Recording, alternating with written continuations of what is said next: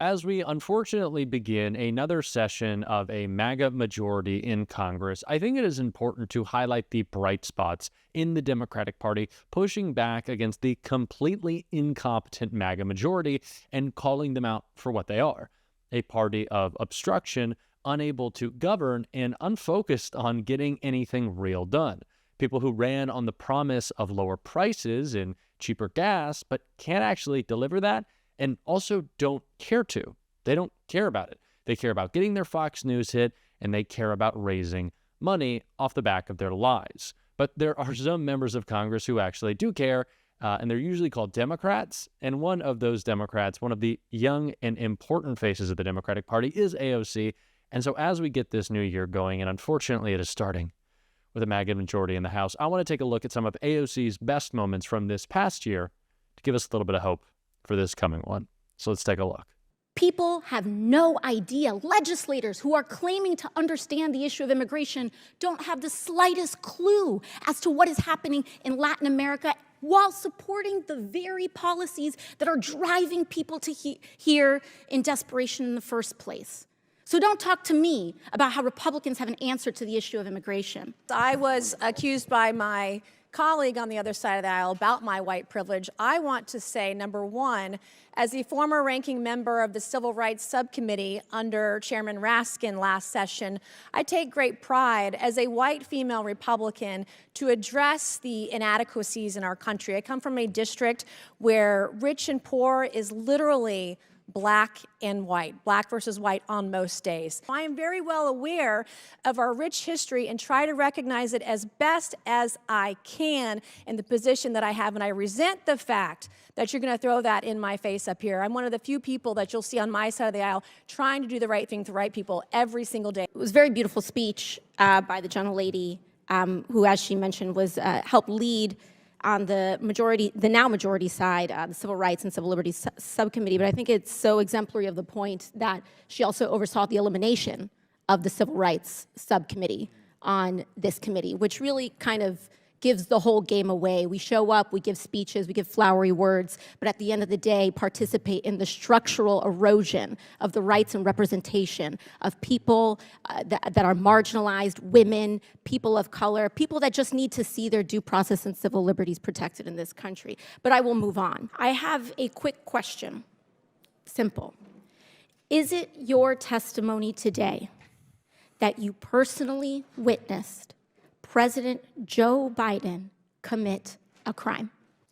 I believe the fact that he was sitting with me while I was putting together a business deal. Did you witness the president commit a crime? Is it your testimony today? Yes. And what crime have you witnessed? How much time do I have to go through it? It is simple. You name the crime.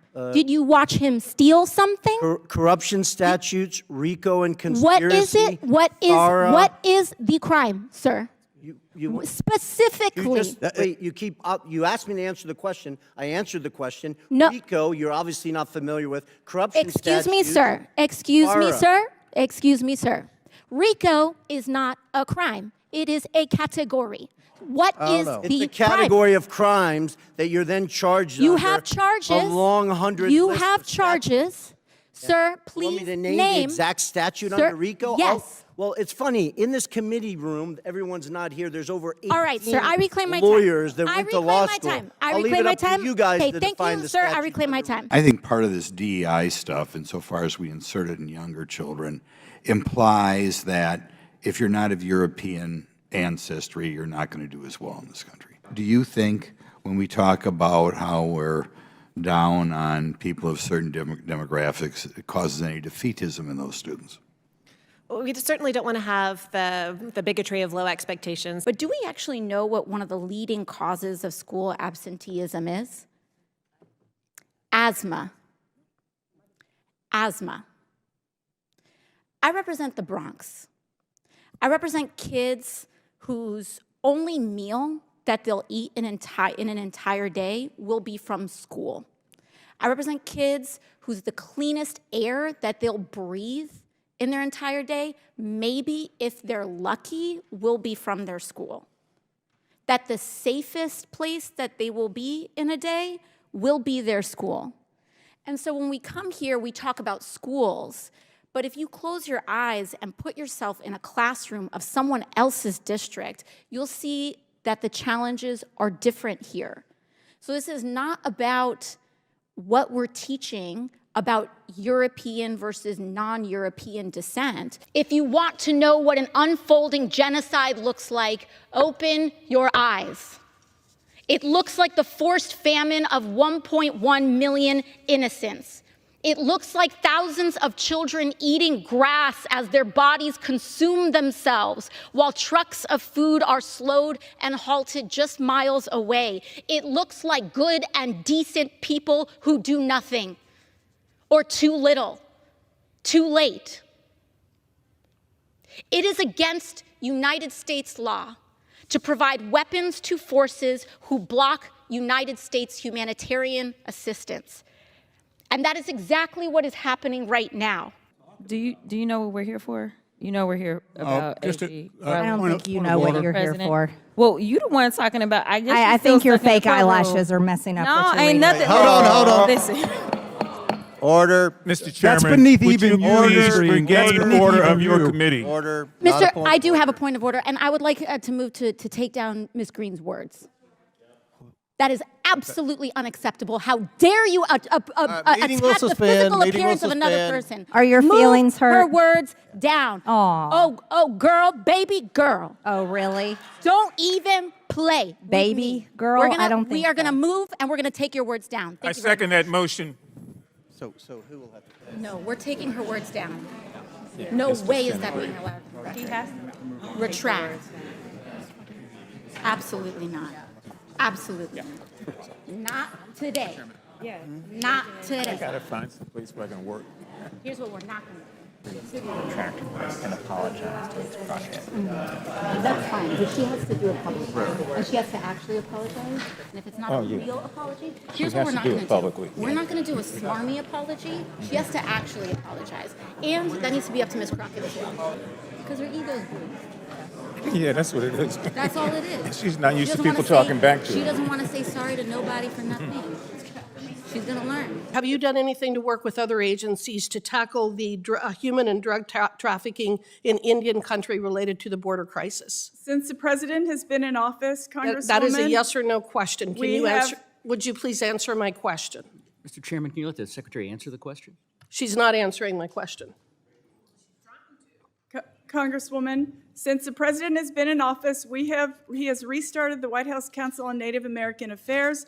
These are issues that we discuss. We take an intergovernmental approach to all of Indian country. What have you done specifically to work with Mayorkas to close the border in order to protect our tribal communities from the cartel criminal activity? Congresswoman, that is not in the department's mission. We manage our public lands, So I and we take it also that means uphold the you've done trust and nothing. treaty obligations of our nation's Indian You have not tribes. done anything to work with Mr. Mayorkas, is that correct? No, ma'am.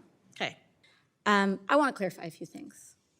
You are the Secretary of the Interior, correct? You are not the Secretary of Homeland Security, correct?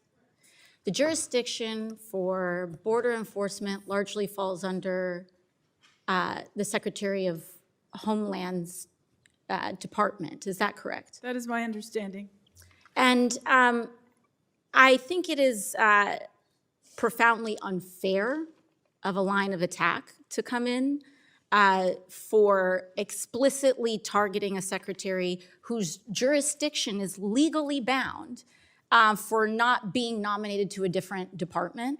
And I think it's profoundly important that we have clarity here on the jurisdiction of the Interior. I also find it very odd that there seems to be this push for you to be coordinating with Secretary Mayorkas, when the Republican majority has voted to impeach Secretary Mayorkas on no evidence, with no allegation of a specific crime. And yet, if their allegation is that this is a reckless individual, they also seem to be alleging here that you should somehow be responsible for working with that. So that, to me, also, I find to make no sense, and also cuts to the core of what this whole immigration thing is about here, which is unfortunately not a solution, but politics. And it's about not making sure that we solve this issue, not providing a path to citizenship, not ensuring that we are providing resources to judges to adjudicate these cases, but to continue to restrict the resources and policies necessary so that there continues to be a problem, so that it can continue to run a news cycle. I want to thank our friends at TYT for putting together that compilation. And of course, I wanted to feature AOC because she's such an incredible member of Congress, but also because of the recent conversation about her not being elected to a new leadership position chairing the Oversight Committee on behalf of Democrats. And I think it is important that we talk about this conversation, not just in age and experience, but who's able to deliver a message. Now, just because you're an older member of Congress certainly doesn't mean you can't deliver a message to young people. Bernie Sanders does it all the time. But we need to focus on elevating those who are able to reach the people who we've lost recently. And unfortunately, our party has lost a lot of Democrats who AOC speaks to because she's so authentic. She's so herself, and they always feel like she's being honest with them because AOC is. And that is a brand that we need to win back because we know that MAGA is the party of hypocrisy and lying. Their entire agenda shifted from we're the party of the working class, which was never the case, to how much more money can we put in Elon's pockets at your expense. So we need to refocus what the messaging is here, and we need to support more Democrats like AOC, like Jasmine Crockett, young messengers who really know how to speak to the people who we need to win.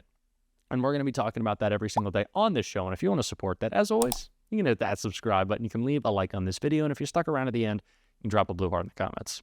And until next time, I'll see you soon.